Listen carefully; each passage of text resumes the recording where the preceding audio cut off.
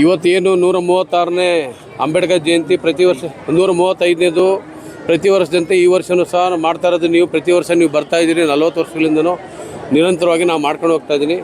ಈ ವರ್ಷ ಸ್ವಲ್ಪ ಹೆಚ್ಚಿಗೆ ಜನ ಇದ್ದಾರೆ.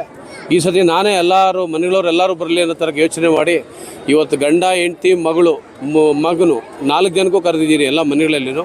ಅದಕ್ಕೆ ಈ ಸತಿ 2000 ಜನ ಲೇಡೀಸ್ ಸ್ಯಾರಿ ಕೊಡಬೇಕು, 1000 ಜನ ಗಂಡಸರಿಗೆ ಪ್ಯಾಂಟು ಶರ್ಟು ಬಟ್ಟೆ ಕೊಡಬೇಕು, 1000 ಜನ ಹೆಣ್ಣು ಮಕ್ಕಳಿಗೆ ಚೂಟಿದಾರ ಡ್ರೆಸ್ ಕೊಡಬೇಕು.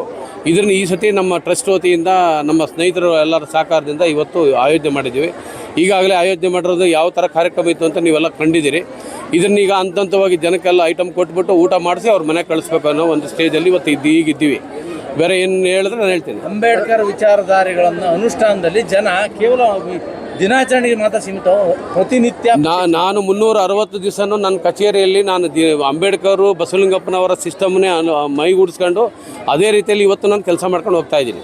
ಜನರಿಗೆ ಏನೇನು ಮೆಸೇಜ್ ಹೇಳ್ತಾರೆ? ಜನರಿಗೆ ಏನಂದರೆ, ಜನರಿಗೆ ಮಕ್ಕಳವರೆಲ್ಲ ಒಳ್ಳೆ ವಿದ್ಯಾವಂತರಾಗಬೇಕು, ಬುದ್ಧಿವಂತರಾಗಬೇಕು, ಇಂದಿನ ಮಕ್ಕಳು ಮುಂದಿನ ಪ್ರಜೆಗಳಾಗಬೇಕು.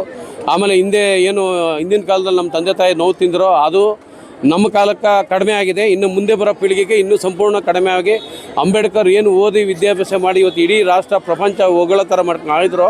ನಮ್ಮ ಮಕ್ಕಳು ನಮ್ಮಲ್ಲಿ ಏನು ಇವತ್ತು ಇಲ್ಲಿ 5000 ಜನ ಬಂದಿದ್ದಾರೋ ಅವ್ರ ಮಕ್ಕಳೆಲ್ಲ ಅಂಬೇಡ್ಕರ್ ಆಗಲಿ ಅಂತ ನಾನು ಇವತ್ತು ಈ ಕಾರ್ಯಕ್ರಮದ ಮುಖಾಂತರ ಅತಿ ಗಣ್ಯರನ್ನು ಕರೆದು ಇದನ್ನು ಈ ಥರ ಪ್ರಚಾರ ಮಾಡಿ ಈ ಥರ ಮಾತಾಡೋದ್ರಲ್ಲಿ ಅವ್ರಿಗೆ ಹುಮ್ಮಸ್ ಕೊಟ್ಟು ಇಂದಿನ ಮಕ್ಕಳು ಮುಂದಿನ ಪ್ರಜೆಗಳಾಗಲಿ ಅಂತ ನಾನು ಈ ಅಂಬೇಡ್ಕರ್ ಜಯಂತಿಯನ್ನು ಒಂದು ವಿಜೃಂಭಣೆಯಿಂದ ಸ್ವಲ್ಪ ಡಿಫ್ರೆಂಟಾಗಿ ಮಾಡ್ಕೊಂಡು ಹೋಗ್ತಾ ಇದ್ದೀನಿ.